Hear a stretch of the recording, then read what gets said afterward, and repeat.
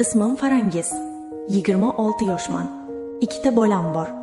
Ajrashib ota-oyimga kelganman.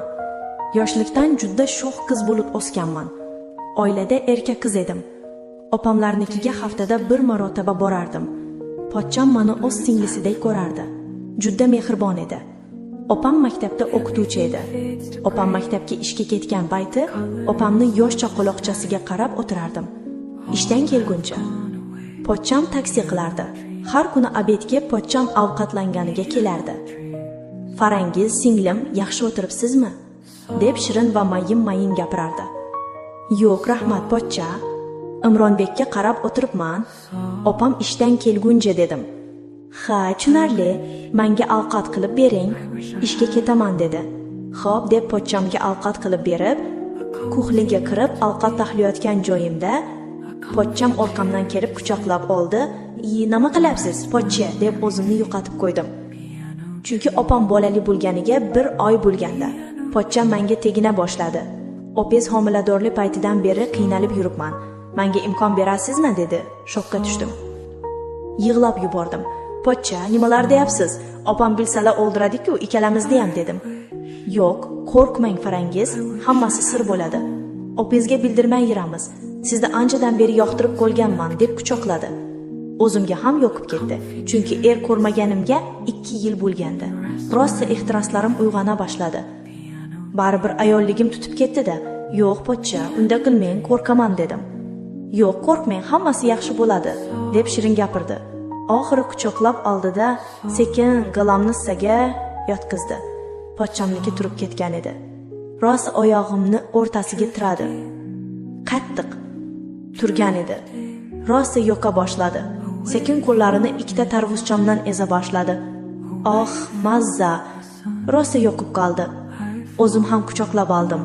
Pochcham baquvvat inson edi. Sekin shimini yechdi-da, go'sht kaltagini tirab oldi. 2 oyog'imni o'rtasiga. Shu payt opam ishdan kelib qoldi. Eshik taqiladi, birdan kiyimlarini kiydi pochcham. "Farangiz, menga ovqat taxlab bering, ishga kech qolyapman" deb baland ovozda gapirdi. Opamni bilmasin deb, "Xo'p, hozir pochcha" deb ovqat qilishga tushdim. Eshikni pochcham ochdi. Opam kirib keldilar. "Yaxshi o'tiribsizlarmi?" dedi. "Ha, opa, ovqat taxlayapman pochchamga" dedim. "Ha, yaxshi" dedi. Pochcham ishga ketdi.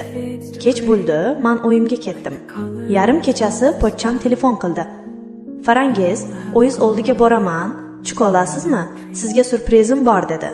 "Xo'p, hozir chiqaman" dedim. Chiqdim, mashinaga o'tiring dedi. Mashinasiga o'tirdim. Gul olgan ekan. Gulni yaxshi ko'rishimni bilardi-da. "Rahmat pochcha, rosa xursand bo'ldim" dedim. "Yuring, bir joyga olib boraman" dedi. "Uydagilar bilib qolsalar meni urishadilar" dedim. "Yo'q, tez qaytamiz" dedi. "Yo'q" de olmadim. Keyin "Xo'p, mayli ketdik" dedim. Pochchamni qayerga olib borishini yuragim sezardi. Gasnitsaga olib bordi. 1 soatga oldi gasnitsa olib kirdi. "Yuring, gaplashib olaylik" dedi. "Xo'p" deb kirdim. Kirganimdan kiyimlarni yechdi. O'zim ham yechindim. Rosa xohlardim. Quchoqlab spalniga yotqizdi. Rosa o'pdi hamma joylarimdan. Pashalab mazza qilardim. Keyin sekin go'sht kaltagini tiqa boshladi. Rosa menga yoqardi. Mazza qilib 1 soat yotdik. Ichlarimga tashlab yubordi. "Sizni yaxshi ko'raman. Endi har doim shu joyga kelamiz" dedi. "Xo'p" dedim. O'zimga juda yoqdi. Pochchamni yaxshi ko'rib qoldim. Juda ham akkuratni yuradi. Haligacha sirligicha qolib kelmoqda. Hozir ham har doim xohlasam mazza qilamiz. Opam lekin bilmaydilar. 2 marta homilador bo'ldim.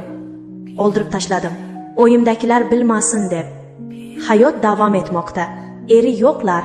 Mazza qilib bu hayotda yashaganingiz qoladi. Kim bo'lishidan qat'iy nazar. Real hayotim shunaqa. Haligacha